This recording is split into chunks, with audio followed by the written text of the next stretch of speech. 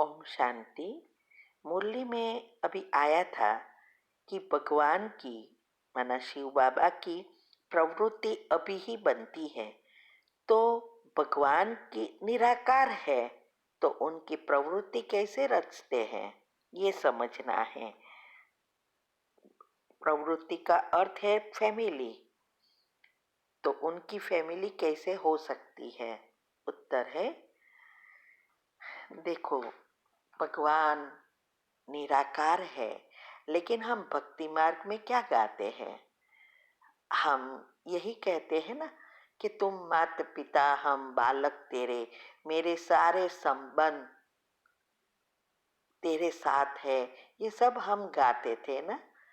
तो इसका मतलब यह हुआ कि वो माता पिता भी बनता है और सारे संबंध भी निभाता है। तो निराकार के रूप में परमात्मा वो सभी आत्माओं का पिता है और हम उनके बच्चे हैं। अभी माता कहाँ से लाए? तो ये बहुत बहुत गुह्य राज है।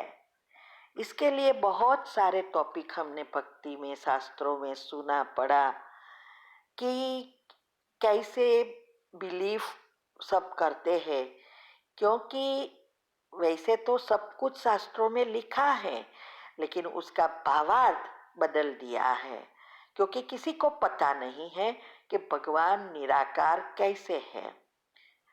और एक साइड पर कहते हैं कि भगवान निराकार है, अजन्मा है, अभोक्ता है, सब कुछ कहते हैं और पूजा करते हैं देवी देवताओं की।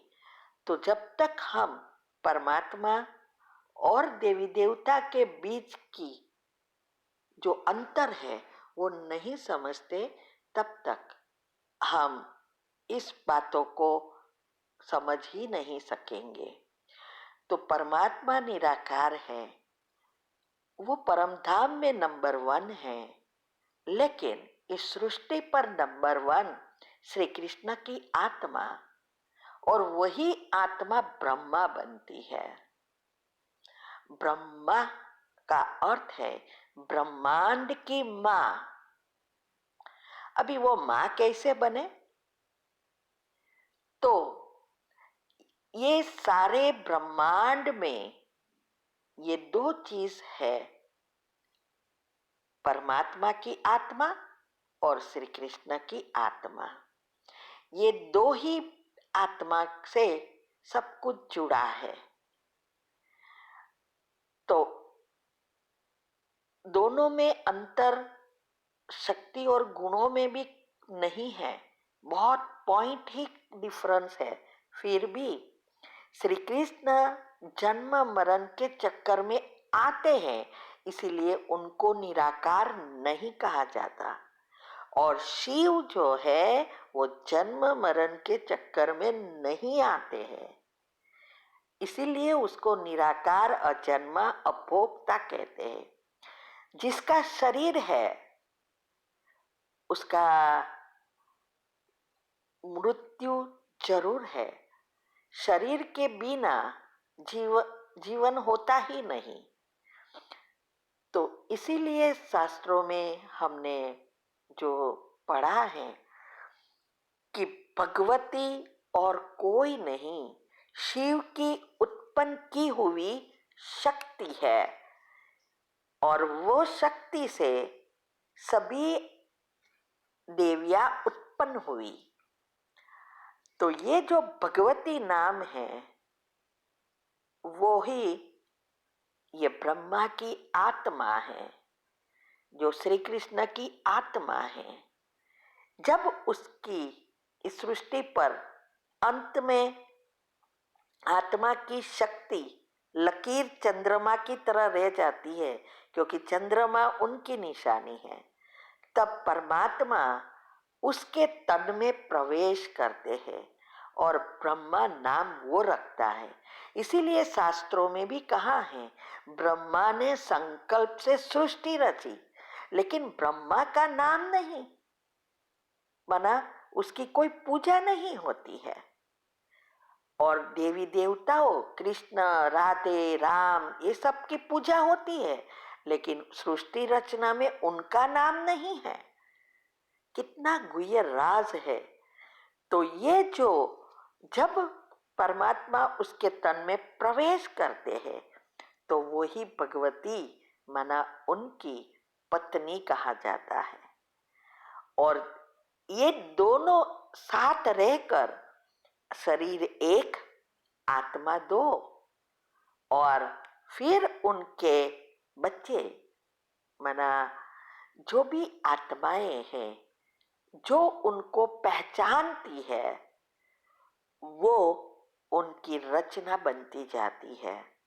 तो पर ब्रह्मा द्वारा मुख वंशावली जिसको कहते हैं उसके द्वारा ही परमात्मा हम बच्चों को एडॉप्ट करते हैं।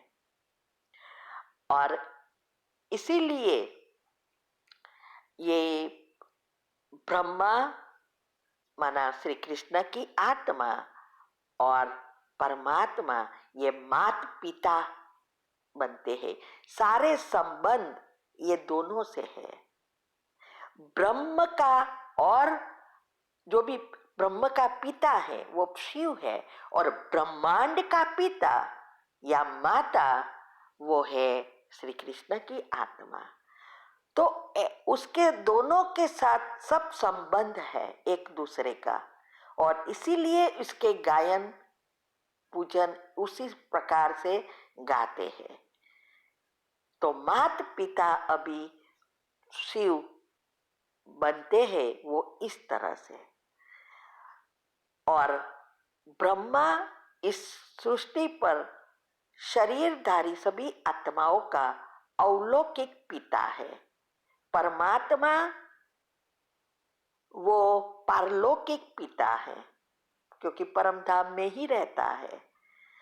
तो जब हम उसको ब्रह्मा को पिता के रूप में देखते हैं तो शिव माता हो गई।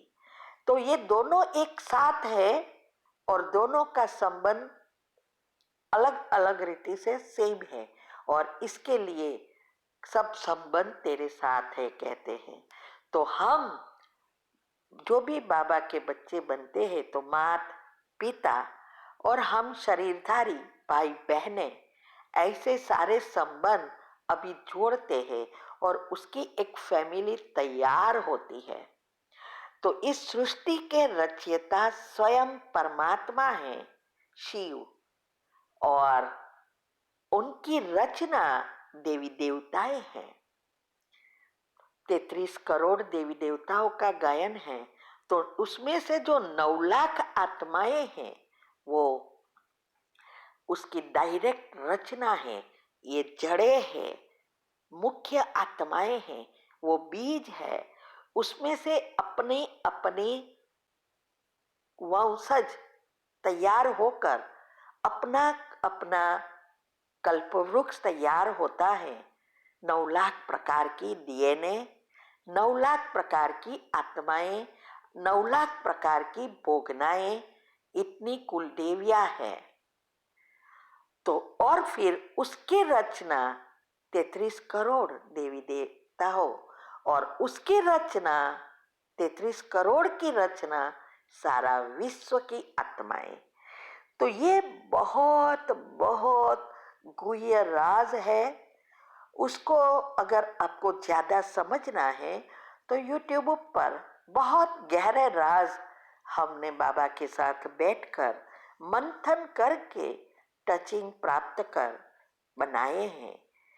और बाबा ने हमें निमित्त बनाया है, माना भगवान ने हमें निमित्त बनाया है इस कार्य के लिए। अगर आप और समझना चाहते हो तो YouTube पर आप सुन सकते हो, उसको समझो, पॉइंट लिखो, बुद्धि में धारण करो, तब आपकी बुद्धि का ताला खुलेगा।